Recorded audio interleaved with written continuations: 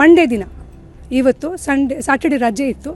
Monday ದಿನ ಬರುವಾಗ ಹಸಿರು ಸೀರೆ ಉಟ್ಟು ಬರಬೇಕು ಅಥವಾ ಹಸಿರು ಬಟ್ಟೆ ಹಾಕಿ ಬರಬೇಕು. ಹಸಿರು ಬಟ್ಟೆ ಹಾಕಿದರೆ ನನಗೆ ಒಂದು ಸಿಗ್ನಲ್ ಏನಂದರೆ ನೀನು ನನ್ನ ಮೇಲೆ ಇಂಟ್ರೆಸ್ಟೆಡ್ ಇದೆಯಾ ಅಂತ ಹೇಳಿ.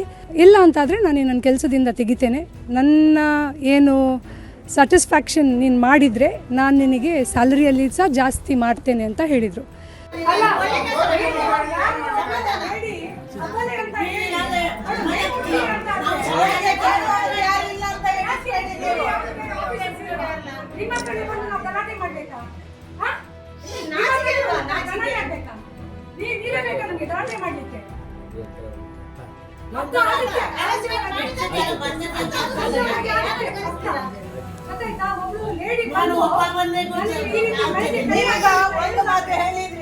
ಅವಳು ಸೆಕ್ಯೂರಿಟಿಯಲ್ಲಿ ಕೆಲಸ ಮಾಡುವವಳು ಅಂತ ಹೇಗೆ ಗೊತ್ತಾಯ್ತು ನಿಮ್ಗೆ? ಅಲ್ಲಿ ಇವರು ಹೇಳಿದ್ರಲ್ಲ ಸೆಕ್ಯೂರಿಟಿ ಅವರು ಇದರೊಳಗಡೆ ಗುತ್ತಿಗೆಯಲ್ಲಿ ಅಂತ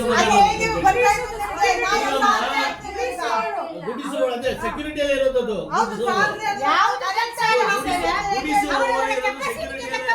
ಸರ್ಕಾರಿ ನೌಕರಿ ಇಲ್ಲ ಅಂತ ಒಳಗಡೆ, ಸರ್ಕಾರಿ ನೌಕರಿ ಸರ್ಕಾರಿ ನೌಕರಿಯಲ್ಲಿ ಲೋ ಕ್ಲಾಸ್ ನೋಡು ಆರಾಮ್ಸೆ ಯೂಸ್ ಮಾಡಬಹುದು ಅಂತ ಅನ್ಕೊಂಡಿದ್ದೀನಿ. ದಯವಿಟ್ಟು ತಪ್ಪು ತಿಳ್ಕೊಬೇಡಿ. ಆ ಥರದೆಲ್ಲ ಏನು ಅಲ್ಲಮ್ಮ, ಇದುವರೆಗೆ ಕೆಲಸ ಮಾಡಿಸ್ಕೊಂಡು ಹೋಗಿದ್ದೀವಿ ಅಲ್ಲಿ ಆಫೀಸ್ನೊಳಗೆ ಇರೋರು ಎಲ್ಲರೂ ಮಾಡಿದ್ದಾರೆ ಕೆಲಸ. ಹೌದಾ? ಎಲ್ಲರೂ ಮಾಡ್ತಾ ಇದ್ದಾರಲ್ಲ. ನನಗೆ ಮೊನ್ನೆ ಶುಕ್ರವಾರ ದಿನ ಒಂದು ಫೋನ್ ಕರೆ ಬರುತ್ತೆ. ಅವರೊಬ್ಳು ಲೇಡಿ ಇಲ್ಲಿ ಕೆಲಸ ಮಾಡ್ತಾಯಿದ್ದಾರೆ ಗ್ರೂಪ್ ಡಿ ಅಲ್ಲಿ ಗುಡಿಸೋದು ಒರೆಸೋದು ಅಂಥ ಕೆಲಸಗಳನ್ನೆಲ್ಲ ಮಾಡ್ತಾಯಿದ್ದಾರೆ. ಸೊ ಅವ್ರು ಫೋನ್ ಮಾಡಿ ಹೇಳ್ತಾರೆ, ಇಲ್ಲಿ ನಮ್ಮದು ಸೆಕ್ರೆಟ್ರಿ ಯಾರಿದ್ದಾರೆ CH ಮೋಹನ್ ಅಂತ ಹೇಳಿ, ಅವರು ನನ್ನ ಮೇಲೆ ಫಿಸಿಕಲ್ ಅಸಾಲ್ಟ್ ಮಾಡ್ತಾರೆ, ಮೈಕೈ ಎಲ್ಲ ಮುಟ್ತಾರೆ, ಬ್ಯಾಡ್ ಟಚ್ ಎಲ್ಲ ಕೊಡ್ತಾರೆ. ಮತ್ತು ಇದಕ್ಕಿಂತ ಮೊದಲು ಆ ರೀತಿ ಮಾಡ್ತಾಯಿದ್ರು. ಆ ಹೊತ್ತಲ್ಲಿ ಅವ್ರಿಗೆ ಸ್ಪಂದಿಸ್ತಿಲ್ಲ ಅಂತ ಹೇಳಿ ಫಸ್ಟ್ ಅವರು ಆಫೀಸ್ ಒಳಗಡೆ ಕೆಲಸಕ್ಕಿದ್ರು. ಸ್ಪಂದಿಸ್ತಾ ಇಲ್ಲ ಅಂತ ಹೇಳಿ ಅವರಿಗೆ ಸ್ವಲ್ಪ ಕಷ್ಟದ ಕೆಲಸ, ಗುಡಿಸೋದು ಒರೆಸೋದು ಅಂಥ ಕೆಲಸಕ್ಕೆ ಅವರನ್ನು ಹಾಕಿದ್ದಾರೆ. ಮೊನ್ನೆ ಅವರನ್ನು ಕರೆಸಿ ಏನು ಹೇಳ್ತಾರೆ ಅಂದರೆ, ಮಂಡೇ ದಿನ, ಇವತ್ತು ಸ್ಯಾಟರ್ಡೆ ರಜೆ ಇತ್ತು. ಮಂಡೇ ದಿನ ಬರುವಾಗ ಹಸಿರು ಸೀರೆ ಉಟ್ಟು ಬರಬೇಕು ಅಥವಾ ಹಸಿರು ಬಟ್ಟೆ ಹಾಕಿ ಬರಬೇಕು. ಹಸಿರು ಬಟ್ಟೆ ಹಾಕಿದರೆ ನನಗೆ ಒಂದು ಸಿಗ್ನಲ್ ಏನಂದರೆ ನೀನು ನನ್ನ ಮೇಲೆ ಇಂಟ್ರೆಸ್ಟೆಡ್ ಇದೆಯಾ ಅಂತ ಹೇಳಿ. ಇಲ್ಲ ಅಂತಾದರೆ ನಾನು ನನ್ನ ಕೆಲಸದಿಂದ ತೆಗಿತೇನೆ, ನನ್ನ ಏನು ಸ್ಯಾಟಿಸ್ಫ್ಯಾಕ್ಷನ್ ನೀನು ಮಾಡಿದರೆ ನಾನು ನಿನಗೆ ಸ್ಯಾಲರಿಯಲ್ಲಿ ಸಹ ಜಾಸ್ತಿ ಮಾಡ್ತೇನೆ ಅಂತ ಹೇಳಿದರು. ಇಂಥ ಪ್ರಕರಣಗಳು ತುಂಬ ಕಡೆ, ತುಂಬ ವರ್ಕ್ ಪ್ಲೇಸಸಲ್ಲಿ ಕೆಲಸ ಮಾಡುವ ಮಹಿಳೆಯರು ಫೇಸ್ ಮಾಡ್ತಾರೆ. ಬಟ್ ಈ ರೀತಿಯಾಗಿ ಫೋರ್ಸ್ಫುಲ್ ಆಗಿ ಅವರನ್ನು ಬಳಸೋದು ಇದು ಸರಿಯಲ್ಲ. ಆ ಲೇಡಿ ಯಾರಿದ್ದಾರೆ ಅವರು ಒಂದು ಮಿಡಲ್ ಏಜ್ನವರಾಗಿದ್ದಾರೆ, ಅವ್ರಿಗೆ 2 ಮಕ್ಕಳಿದ್ದಾರೆ, ಅವರು ಸಿಂಗಲ್ ಮದರ್ ಆಗಿದ್ದಾರೆ. ಏನೋ ಜೀವನದ ಕಷ್ಟದಿಂದ ಅವರು ಇಂಥ ಜಾಗಗಳಲ್ಲಿ ಬಂದು ಗುಡಿಸುವ ಒರೆಸುವ ಕೆಲಸ ಮಾಡಿಕೊಂಡು ಅವರ ಮಕ್ಕಳನ್ನು ಸಾಕ್ತಾ ಇದ್ದಾರೆ.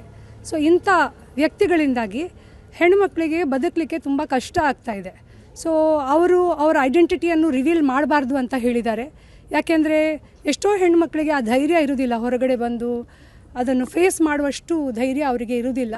ಅದಕ್ಕೆ ನಾನು ಬ್ಯಾಕ್ವರ್ಡ್ ಕಮಿಷನ್ ಮೆಂಬರ್ ಆಗಿ ಇವತ್ತು ಒಂದು ಕಂಪ್ಲೇಂಟ್ ACP ಅವರಿಗೆ ನಾನು ತಲುಪಿಸ್ತಾ ಇದ್ದೇನೆ, ಈ ರೀತಿ ನಡೀತಾ ಇದೆ ಇಂಥ ಜಾಗದಲ್ಲಿ ಅಂತ ಹೇಳಿ. ಅವರನ್ನು ಸಂಜೆ ಅವ್ರ ಕೆಲಸ ಮುಗ್ದ ಮೇಲೆ, ಅವರಿಗೆ ಇಲ್ಲಿ ಕೆಲಸ ಮಾಡ್ತಾ ಇದ್ದಾರೆ, ಕೆಲಸ ಮುಗ್ದ ಮೇಲೆ ನಾನು ಅವರನ್ನು ಸ್ಟೇಷನ್ ಕರ್ಕೊಂಡು ಹೋಗಿ ಅವ್ರ ಹತ್ರನೂ ಒಂದು ಕಂಪ್ಲೇಂಟನ್ನು ಲಾಂಚ್ ಮಾಡ್ತೇನೆ.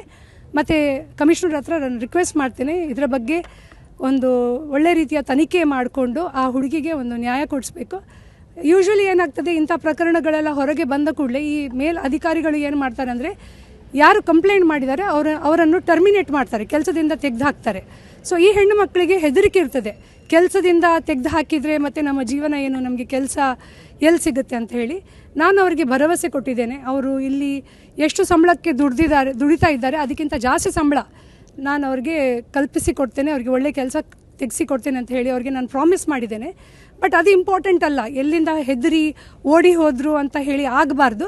ಅದಕ್ಕೆ ಈಗಾಗಲೇ ಆಫೀಸರ್ ಹತ್ರ CH ಮೋಹನ್ ಯಾರಿದ್ದಾರೆ ಸೆಕ್ರೆಟ್ರಿ APMC ಅವರಿಗೆ ನಾವು ಹೇಳಿದ್ದೇವೆ, ಯಾವ ಕಾರಣಕ್ಕೆ ಸಹ ಆ ಹುಡುಗಿಗೆ ಮತ್ತೆ ಹ್ಯಾರಾಸ್ಮೆಂಟ್ ಆಗಬಾರ್ದು, ಅವಳು ಇಲ್ಲೇ ಇರಬೇಕು, ಇಲ್ಲೇ ಕೆಲಸ ಮಾಡಬೇಕು, ಮತ್ತು ಅವಳನ್ನು ಟರ್ಮಿನೇಟ್ ಮಾಡಬಾರ್ದು ಅಂತ ಹೇಳಿ ತುಂಬ ಸಮಯದಿಂದ ಕೊಡ್ತಾ ಇದ್ದಾರಂತೆ. ಆ್ಯಕ್ಚುಲಿ ಇದಕ್ಕಿಂತ ಮೊದಲು ಈ CH ಮೋಹನ್ ಯಾರಿದ್ದಾರೆ ಇಲ್ಲಿ ಇದ್ರಂತೆ, ಇದೇ ಡಿಪಾರ್ಟ್ಮೆಂಟಲ್ಲಿ ಇದ್ದರು, ಆವಾಗ ಸಹ ಕೊಡ್ತಾಯಿದ್ರು, ಆವಾಗ ಸಹ ಅಲ್ಲಿ ಮುಟ್ಟೋದು ಬೇಡದ್ದೆಲ್ಲ ಮಾಡೋದು ಮಾಡ್ತಾ ಇದ್ರಂತೆ.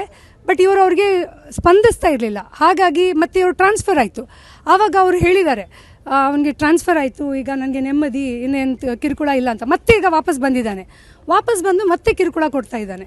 ಹೌದು, ಖಂಡಿತವಾಗಿರ್ತದೆ. ನೋಡಿ, ಒಂದು ಹೆಣ್ಣುಮಗಳು ಅವಳನ್ನು ಇಷ್ಟ ಇಲ್ಲಾದರೆ ಯಾರಾದರೂ ಫೋರ್ಸ್ಫುಲ್ ಆಗಿ ಸೆಕ್ಷುವಲ್ ಅಸಾಲ್ಟ್ ಮಾಡ್ತಾರಂತಾದರೆ, ಬ್ಯಾಡ್ ಟಚಸ್ ಕೊಡ್ತಾರಂತಾದರೆ ಮೆಂಟಲಿ ಅವಳು ಡಿಸ್ಟರ್ಬ್ ಆಗ್ತಾಳೆ, ಮೆಂಟಲಿ ಅವಳು ವೀಕ್ ಆಗ್ತಾಳೆ, ಇಮೋಷ್ನಲಿ ಅವಳು ಬ್ರೇಕ್ ಡೌನ್ ಆಗ್ತಾಳೆ. ಮತ್ತು ಅವಳಿಗೆ ಅವಳ ಜೀವನದ ಅವಳಿಗೆ ಯಾರೂ ಇಲ್ಲ ಸಪೋರ್ಟ್ ಮಾಡುವಂಥವ್ರು. ಆ ಸಂದರ್ಭದಲ್ಲಿ ಎಕನಾಮಿಕಲಿ, ಫೈನಾನ್ಷಿಯಲಿ ಎಲ್ಲ ರೀತಿಯಲ್ಲಿ ಅವಳು ಶಿ ಗೆಟ್ಸ್ ವೀಕ್. ಅದರ ಅಡ್ವಾಂಟೇಜ್ ಇಂಥವರು ತಗೊಳ್ತಾರೆ. ಮಹಿಳಾ ಆಯೋಗಕ್ಕೂ ಇದರ ಬಗ್ಗೆ ನಾನು ಕಂಪ್ಲೇಂಟ್ ಮಾಡ್ತೇನೆ. ಮತ್ತು ಇವರ ಕನ್ಸರ್ನ್ ಡಿಪಾರ್ಟ್ಮೆಂಟ್ ಯಾರಿದ್ದಾರೆ, ಅಲ್ಲಿದು ಅಧಿಕಾರಿಗಳು ಯಾರಿದ್ದಾರೆ, ಸರ್ಕಾರದ ಗಮನಕ್ಕೂ ನಾನು ಇದನ್ನು ತರ್ತೀನಿ ಅಂತ ಈ ಸಂದರ್ಭದಲ್ಲಿ ಹೇಳಿಕೆ ಇಚ್ಛಿಸ್ತೇನೆ. ಮತ್ತು ಇವತ್ತು ತುಂಬ ಜನ ಮಹಿಳೆಯರು ಪಕ್ಷ ಭೇದ ಜಾತಿ ಬಿಟ್ಟು ನಮ್ಮೊಟ್ಟಿಗೆ ಇಂಥ ಒಂದು ಒಳ್ಳೆ ಕಾಸಿಗೆ ಕೈ ಜೋಡಿಸಿದ್ದಾರೆ. ಅದು ವೆರಿ ಶಾರ್ಟ್ ಟೈಮಲ್ಲಿ. ಅವರಿಗೆಲ್ಲರಿಗೂ ನಾನು ಈ ಸಂದರ್ಭದಲ್ಲಿ ಧನ್ಯವಾದಿಸ್ತೇನೆ. ಯಾಕೆಂದರೆ ಇಂಥದ್ದು ಏನು ಪ್ರಕರಣಗಳಿದೆ ತುಂಬ ಕಡೆ ನಡೀತಾ ಇದೆ. ಸೊ ಅಂಥದ್ದಿದ್ದರೆ ನಾವು ಅದನ್ನು ಫೇಸ್ ಮಾಡಬೇಕು. ನಾವು ಅದನ್ನು ಫೇಸ್ ಮಾಡಿದಾಗ ಮಾತ್ರ ನಮಗೆ ಅದರ ರಿಸಲ್ಟ್ ಬರಲಿಕ್ಕೆ ಸಾಧ್ಯ. ಇಲ್ಲದ್ರೆ ನಾವೆಲ್ಲೋ ಒಂದು ಕಡೆ ಕುಗ್ಗಿ ಹೋಗಿ ನಾವು ನಮ್ಮ ಜೀವ ಅಂತ್ಯ ಮಾಡುವಷ್ಟು ಪರಿಸ್ಥಿತಿಗೆ ಬರ್ತದೆ. ಸೊ ಯಾರು ಹೆಣ್ಣುಮಕ್ಕಳು ಹೆದರಬಾರ್ದು. We have to face it. ಯಾಕೆಂದರೆ ಇಲ್ಲಿ ಕೆಲಸ ಅಲ್ಲ ಅಂತಾದರೆ, ಯಾಕೆಂದರೆ ಬದುಕಲಿಕ್ಕೆ ನಮಗೆ ಬೇಕಿರೋದು 2 ಹೊತ್ತು ಊಟ. ಆ ಊಟ ದುಡಿಲಿಕ್ಕೆ ನಮಗೆ ಎಲ್ಲಿ ಸಹ ನಮ್ಮ ಮೇಲೆ ಶಕ್ತಿ ಇದೆ ಅಂತಾದರೆ ಎಲ್ಲಿ ಸಹ ನಾವು ದುಡ್ಕೊಂಡು ಬದುಕಬಹುದು. ಬೇಕಾದಷ್ಟು ಅಪಾರ್ಚುನಿಟೀಸ್ ಇದೆ ಲೈಫಲ್ಲಿ. ಇಂಥವರೊಟ್ಟಿಗೆಲ್ಲ ಕಾಂಪ್ರಮೈಸ್ ಮಾಡಿಕೊಂಡು ಬದುಕುವ ಅಗತ್ಯ ಇಲ್ಲ ಅಂತ ನಾನು ಅಂದ್ಕೊಳ್ತೇನೆ. ಬೈಕಂಪಾಡಿ PMCಯಲ್ಲಿದ್ದೇವೆ. ಇಲ್ಲಿ ಒಂದು ಮಹಿಳೆ ವರ್ಕ್ ಮಾಡುವಾಗ ಅವರಿಗೆ ತುಂಬ ತೊಂದರೆ ಕೊಡ್ತಾಯಿದ್ರು. ಮೈಯೆಲ್ಲ ಮುಟ್ಟೋದು, ಬೇಡದೆಲ್ಲ ನಡವಳಿಕೆ ನಡೆಸೋದು, ಮತ್ತು ಅವರನ್ನು ಬಾ ಅಂತ ಕರೆಯೋದು ಎಲ್ಲ. ಹಾಗಾಗಿ ನಾವು ಇವತ್ತು ಎಲ್ಲ ಮಹಿಳೆಯರು, ಇವತ್ತು ಸೋಮವಾರ, ಮೊನ್ನೆ ಫ್ರೈಡೇ ಏನು ಹೇಳಿದ್ದಾರೆ ಅಂತ ಹೇಳಿದರೆ, ನೀನು ಗ್ರೀನ್ ಸ್ಯಾರಿ ಉಟ್ಕೊಂಡು ಬಾ, ಆಗ ನನಗೆ ನಿನ್ನ ಇದು ಮಾಡ್ತೀಯ ಅಂತ, ಟಚ್ ಮಾಡಲಿಕ್ಕೆ ಸುಲಭ, ನನಗೆ ನನ್ನನ್ನು ಒಪ್ಪಿದ್ದೀಯ ಅಂತ ಎಣಿಸಿ ಮಾತಾಡಿದಾರಂತೆ. ಹಾಗೆ ಅವರು ಕಂಪ್ಲೇಂಟ್ ಮಾಡಿದ್ದಾರೆ ಪ್ರತಿಭಾ ಕುಲಯ್ಯ ಅವರಲ್ಲಿ. ಹಾಗೆ ನಾವೆಲ್ಲ ಇವತ್ತು ಮಹಿಳೆಯರು ಅಂದರೆ ನಾವು ಒಂದು ಕಡೆ ಕೆಲಸ ಮಾಡಬೇಕಾದ್ರೆ ತುಂಬ ಕಷ್ಟ ಇರ್ತದೆ ಆ ಹೆಣ್ಣಿಗೆ. ಆ ಹೆಣ್ಣಿನ ಮನಸ್ಸನ್ನು ಅರ್ಥ ಮಾಡದೆ ಈ ರೀತಿ ಒಂದು ಹೆಣ್ಣನ್ನು ಕೇಳೋದಂತ ಹೇಳಿದರೆ ಅದು ಅಸಭ್ಯತೆಯಿಂದ ನಡ್ಕೊಳ್ಳೋದು, ಅದು ಸರಿಯಲ್ಲ. ಹಾಗಾಗಿ ನಾವೆಲ್ಲರೂ ಇವತ್ತು ಗ್ರೀನ್ ಸ್ಯಾರಿ ಅವರನ್ನು ಉಟ್ಕೊಂಡು ಬರಲಿಕ್ಕೆ ಹೇಳಿದ್ದಕ್ಕೆ ನಾವೆಲ್ಲ ಮಹಿಳೆಯರು ಗ್ರೀನ್ ಸ್ಯಾರಿಯಲ್ಲಿ ಬಂದಿದ್ದೇವೆ. ಹಾಗೆ ನಾವು ಅವರನ್ನು ಈಗ ಮಾತಾಡಿಸಿದ್ದೇವೆ. ಅವರ ಮೇಲೆ ಕಂಪ್ಲೇಂಟ್ ಕೊಡ್ತಾ ಇದ್ದೇವೆ ಸಾಯಂಕಾಲ, ಮತ್ತು ಲೇಡಿ ಕೂಡ ಕೊಡ್ತಾ ಇದ್ದಾರೆ. ಹಾಗಾಗಿ ನಾವು ಇನ್ನು ಮುಂದಕ್ಕೆ ಇಂಥದ್ದು ನಡಿಬಾರ್ದು. ಎಲ್ಲ ಹೆಂಗಸರು, ಮಹಿಳೆಯರು, ಹೆಣ್ಣುಮಕ್ಕಳು ಅವರವರ ಮರ್ಯಾದೆಯಲ್ಲಿ ಬದುಕಲಿಕ್ಕೆ ಹೊರಡೋದು. ಇಂಥವರಿಂದ ಅವರು ನೀಚತನದಿಂದ ಹೆಣ್ಮಕ್ಕಳಿಗೆ ತುಂಬ ತೊಂದರೆ ಆಗೋದು.